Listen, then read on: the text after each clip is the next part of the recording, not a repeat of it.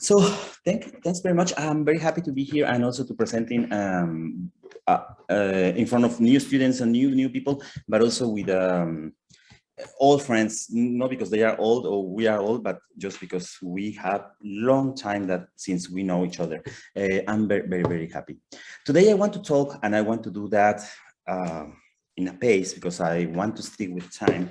I want to talk about some research I'm doing since I left Florida. Actually, even when I was in the University of Florida degree, some kind of 20 years of research, more in an ecological. I was more focused in an ecological system, but also I always relate that with conservation. You know, conservation is about people. So I'm trying to highlight some of the actions that we have been doing with the communities and with the governments to conserve this species that I was interested from the ecological point of view. Okay. So I want to talk about the conservation of some endangered ungulates in the Maya forest. Ungulates are some kind of mammals. We will see them very soon.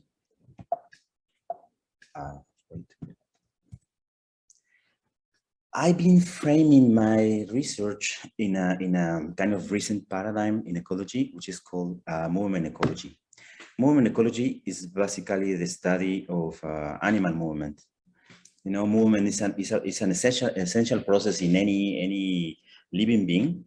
Plants also move, and we tend to underestimate the movement of plants, but the movement in plants is very interesting. But I've been focusing on animal movement as my theoretical framework, following Nathan and some collaborators who launched a unifying paradigm called movement ecology. Studying animal movement is very interesting for several reasons. Dr. Reyna, are you sharing your screen because we can't see it right now? Oh no, you are right. Sorry, I stopped sharing before. Yeah. Sorry for that. No problem. Was just checking in. Yeah, no, thanks for that. Can you see that now? Yeah, we can see it now. Okay, so I was showing my affiliation, then that I am following the movement ecology paradigm, and now I am the third slide, and I want to say that studying movement is very interesting from science point of view, because there are many things in animal movement that we still don't know. See, we don't know how far some animals disperse, how far the juveniles move from the original group or the original family group. We don't know how they reach some specific points. How do they orientate themselves in when they migrate, or sometimes in the tropical forest in some kind of uniform, very not open but very large landscapes. How do they find some specific spots in the tropical forest, for example? Are they using spatial memory? Do they remember some sites? Are they using some routes to reach these places? We don't know. We know that for some animals, but in the tropical forest, there are many species and many aspects of animal movement that we still don't know. For conservation, for conservation point of view, it's also very important that we study animal movement, because the way an animal moves in a protected area, in a very large landscape, no fragmented landscape, is very different than the way an animal moves in a fragmented landscape. You know, in a place that there are lots of gaps, and also there could be hunters in every tree or something like that. Actually, it has been studied worldwide that we humans are influencing the way that animals move, and animals are moving less in areas that are full of human activity. So in addition of killing animals, in addition of hunting animals, we are also affecting the behavior of the ones living there, the ones that we left there.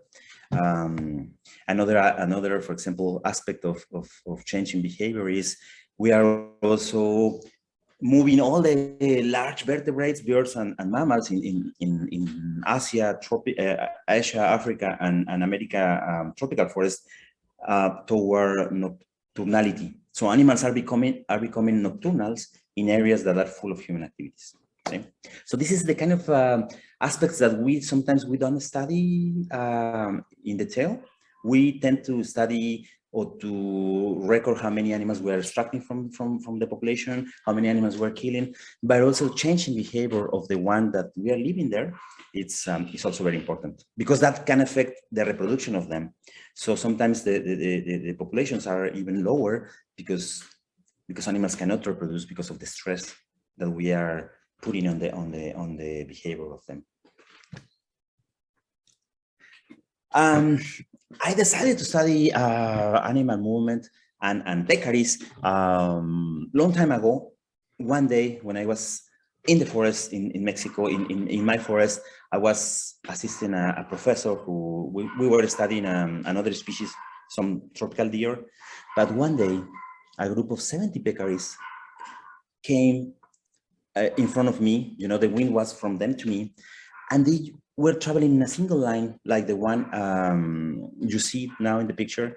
There were 70 peccaries around midday. They were very focused moving. They wanted to reach this place. I never knew what was there, but they really need to go there.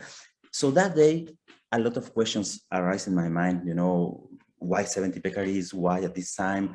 Why where are they going? Are they escaping from a jaguar or something like that? No? Lots of questions that has to deal with movement and with this amazing species. So that day I decided to focus my research on the species and also on the animal movement. So today I want to talk a little bit about that, peccaries and tapirs and some studies on animal and how on animal movement, how that relate to conservation. As any wildlife ecologist, I am using a lot and relying a lot on camera traps. Camera traps is a very amazing technique, which every day is more complicated. Every day is more, technically it's much better.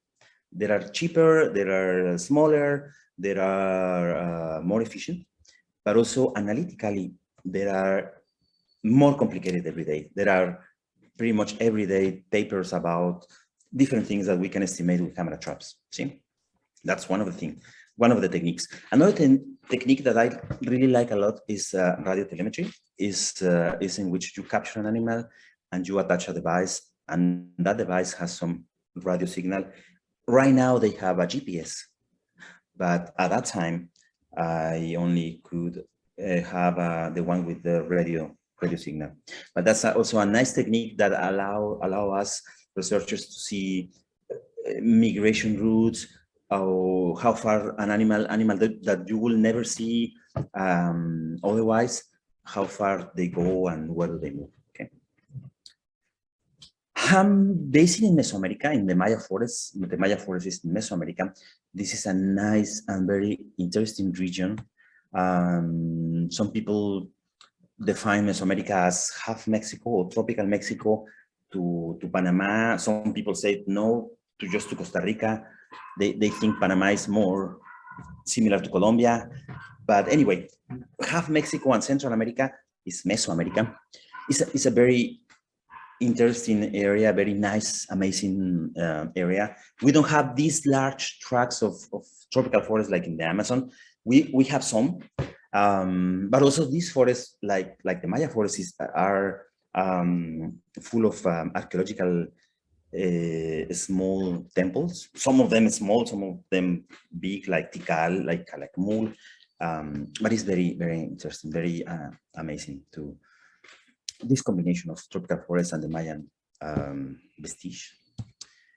And the Mayans are still alive. See, it's a very nice and interesting indigenous group, which is, by the way, is the largest is the group. I mean, Mayan Yucateco is the language that more indigenous people speak in Mexico. Like more than 1 million people still speak Mayan Yucateco. This is like my mom in the forest, Doña Jesus. So, and they have a lot of traditionals and even the architecture of some of the areas are very interesting. So next time that you come to Mexico and Yucatan Peninsula, do not stay the whole time in Cancun. Come to the interior of the Yucatan Peninsula and you will see this amazing landscape. We have also endemic species like ocellated turkey, the black howler monkeys, and gray rocket deer. Okay, very quickly, the peccary. This is the wily peccary. This is the species I was referring before. Is the most endangered species, I mean, of the large mammals community in the tropical area of Mexico. Is the more endangered animal. We estimated with some people from University of Florida also, we estimated that they have disappeared from 87% of the historical distribution range. In the Amazon, they are still doing well, but in Mesoamerica, they are doing very bad. See, they are affected by deforestation and they are affected by hunting as well. It's a very important species for the forest. They kill seeds. They keep the balance in the forest of the tree forest, and they are the favorite species for jaguars. And you know the economical, aspect, how interesting they are for hunters. See, that's one of the reasons that I decided to join University of Florida, because many researchers have studied this subsistence hunting in Latin America. See, and every subsistence hunter from Mexico to Argentina, when they go to the forest, they aim for a peccary or for a deer. See, they are the ones who provide most of the meat for the families. So they are very important. And from point of view of science, I decided to, I become interested on them because they form different groups. Group sizes like sometimes 10, sometimes 70, like the one I found, sometimes 300. There is another researcher from University of Florida, Joe Fragoso, which follow a group of 400. Richard Bodmer, who was a former professor there in TCD, told me that one time he saw a group of 700. So why this variation? We still don't know. And they are always on the move. They go this way, they go this way, they disappear for 2 years, they come back. We don't know. We still don't know the patterns of animal movement of them. My study site is Calakmul, which is the Maya forest with Guatemala and Belize. It's kind of a rainy, a rainforest, but it's not as tall as the Amazon forest or the Lacandon forest, for example, and can be dry sometimes. You can see the change in the seasons. Sorry for that. The change in the seasons. And most important is we have no major rivers. In the Yucatan Peninsula, there are no large rivers. Almost all the water goes underground. And just in the specific places, the water is stored in the surface. These places are called aguadas. We locally call them aguadas. These aguadas are very important for wildlife and for humans. So several years ago, when I was in the University of Florida, I decided to study. I wanted to study how far the animals, the peccaries move, if they move different in the dry season versus the rainy season, which kind of vegetation types they were favoring. I was very lucky to capture animals at that time that belongs to 4 different groups: the red group, the blue, the green, and the yellow. I decided to name them like that in the middle of the protected area.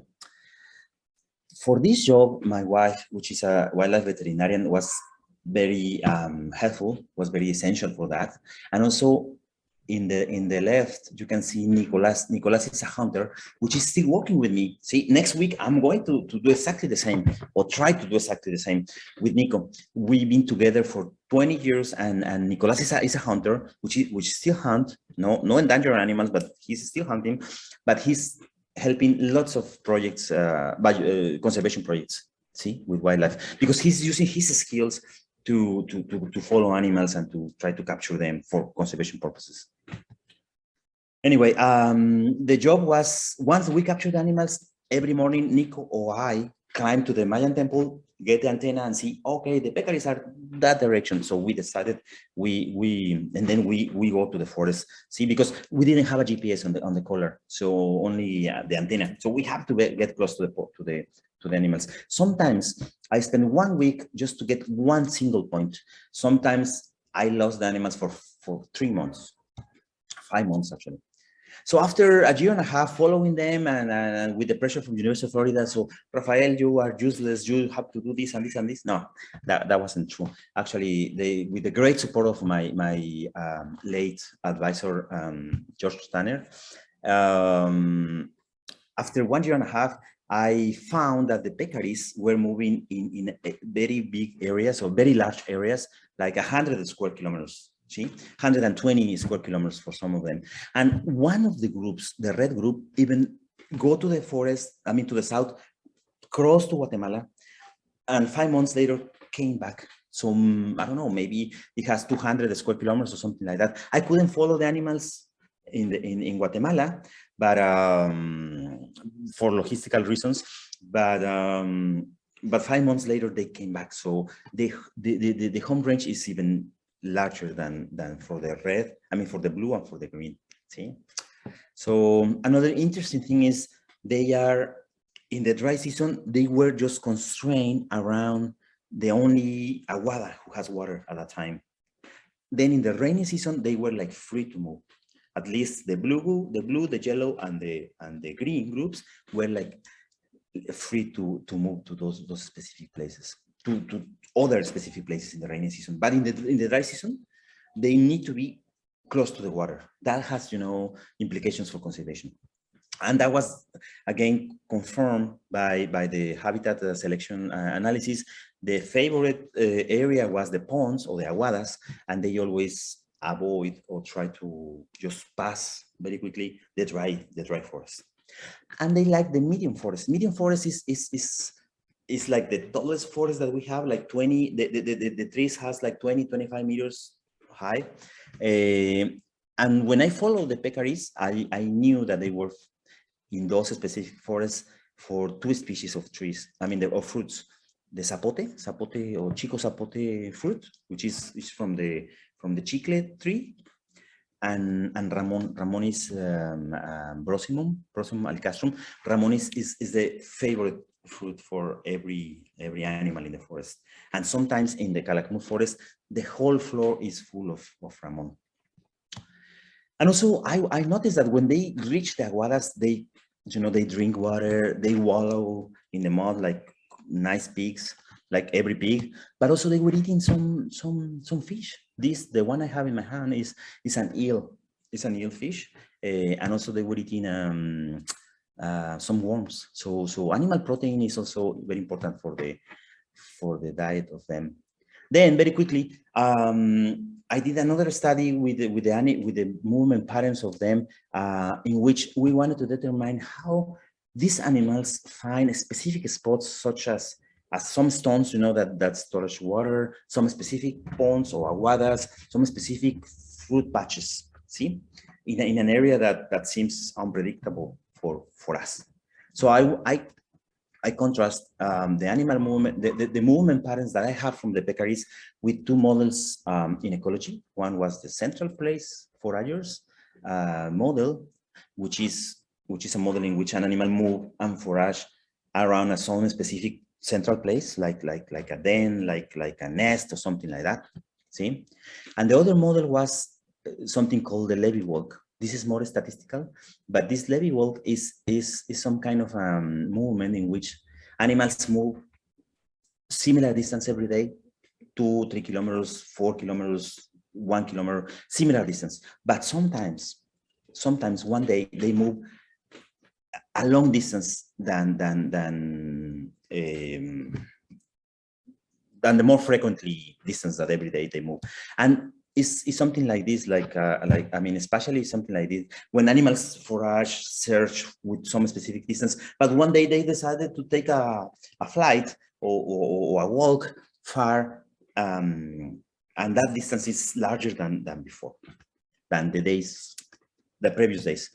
So what I found was that peccaries were behaving as central place foragers and the axis of the movement of that were the aguadas. The red group did 13 trips around aguadas. The blue group did 16 trips around one aguada. The green group did 14, and the yellow group did 11 trips. So water is essential element for the conservation of the groups in this landscape. See. In terms of the levee walk, I couldn't find specifically, I couldn't confirm that they were moving as this pattern of the levee walk, which should be the negative power law, but they were moving I mean, the distribution of the movement resemble a normal logarithmic distribution. Normal logarithmic distribution also has a right tail. That right is skewed toward the right. So that right long tail also indicates these long movements that I found. I found that they move less than 3 kilometers pretty much every day, but sometimes they move from 9 to 16 kilometers in a single trip, 1 or 2 days, and they go to some places and then they come back.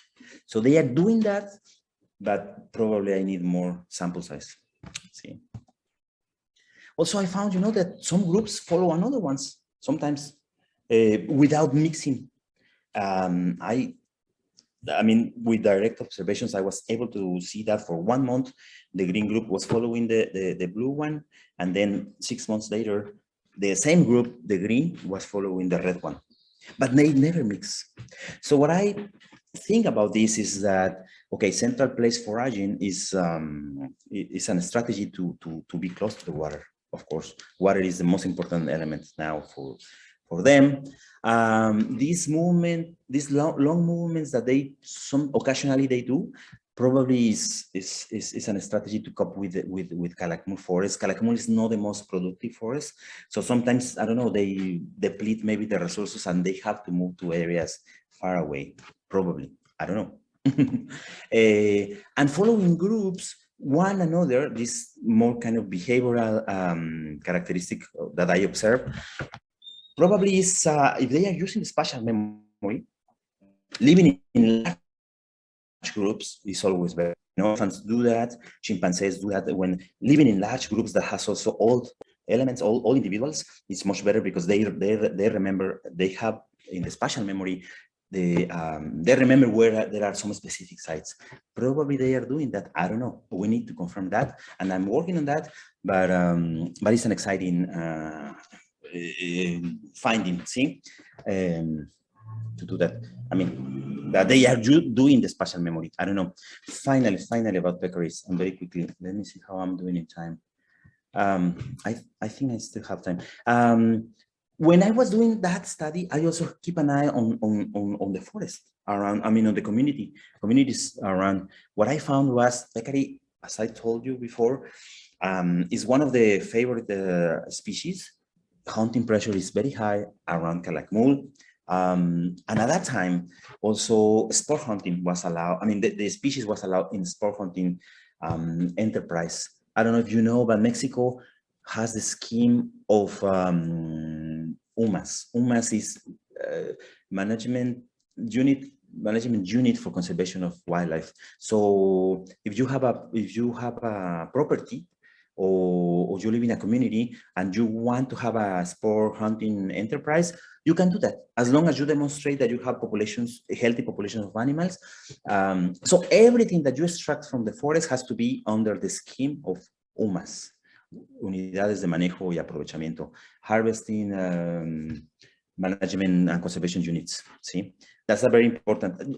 The whole Mexico is like that. Every natural resources that you want to extract has to be under an UMA scheme. Okay.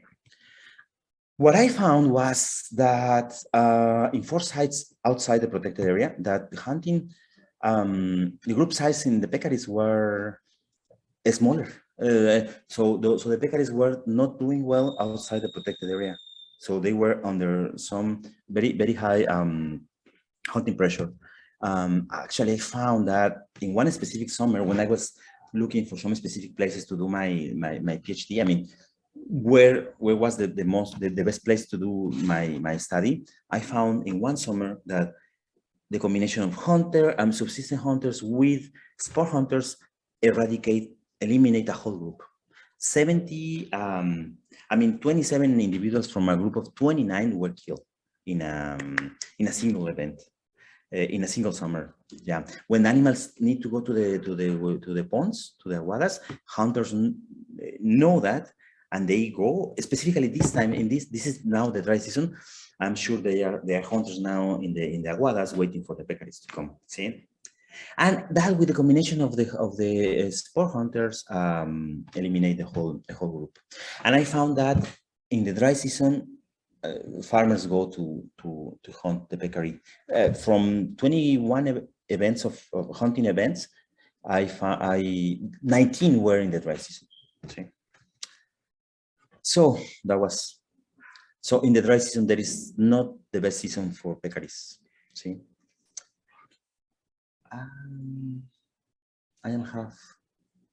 It's 12:15. I think I will continue.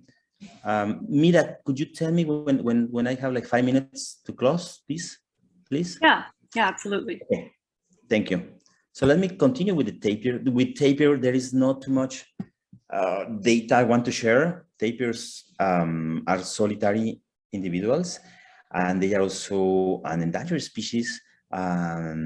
This is like the most updated distribution map for the species in Mexico. As you can see, very patchy, with the best populations on the Maya forest again, in the Maya forest. I mean, in the Mexican side, but for sure, Guatemala and Belize also has very important populations.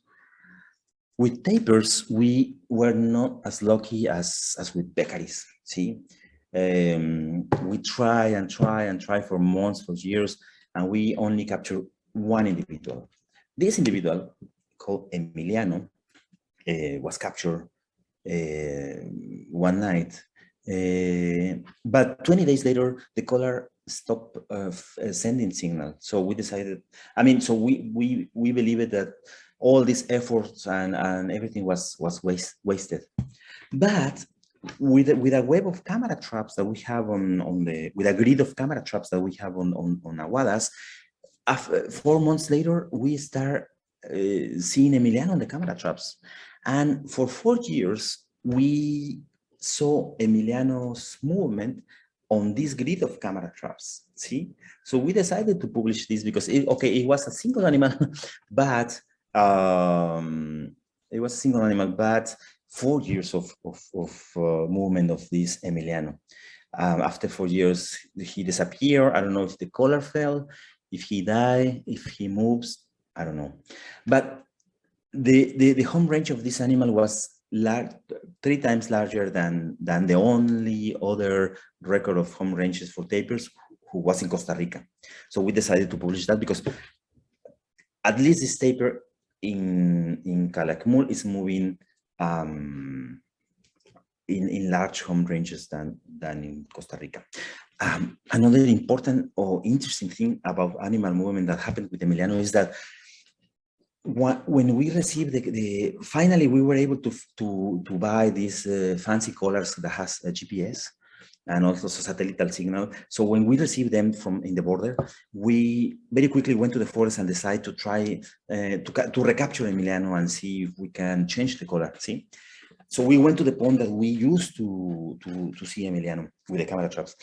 We saw Emiliano. We were able to shoot him, and then he smelled us and he ran away.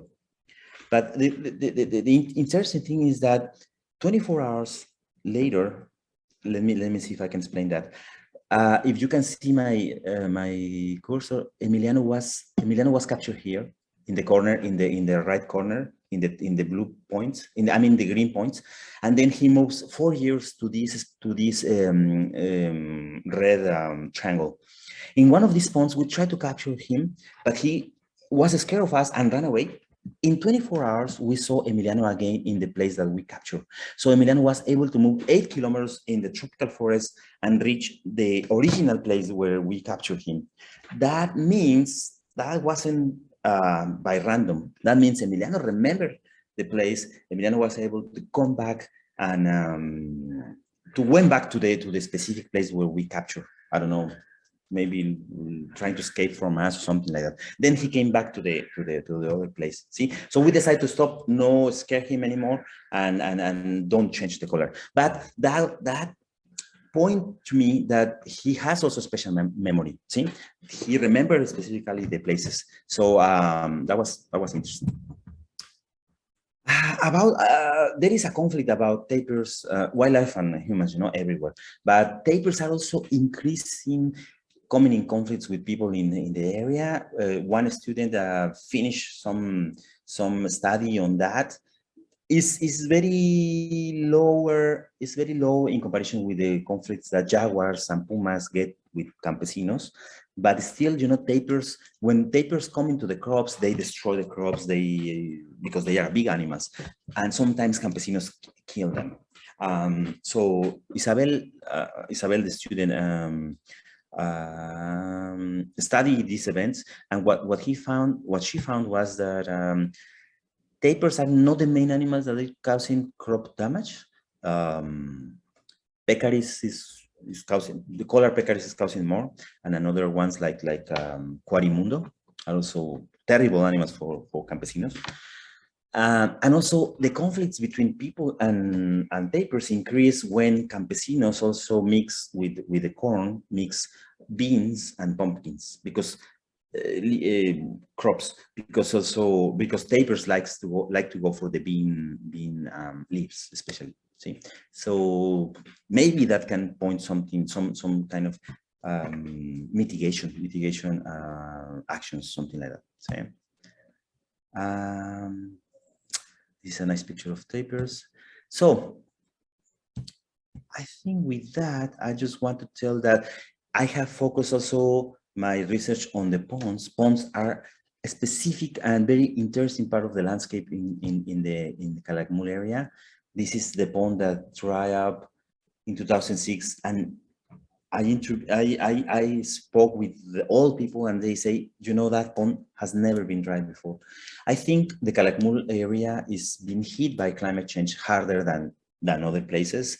This is one of the peccaries looking for some of the remaining of water. This is the physical conditions you can see that some of the peccaries has. When there is a very little water and peccaries has to be there, also there is like ecological trap, and jaguars know that very well. See, because see, I start losing some animals with colors, but also start watching animals like this one. I don't know if you can notice, but this one has a wound on the face, and that's typically where jaguars attack them. With Nico, I was able to follow some of the colors that the animals that the jaguar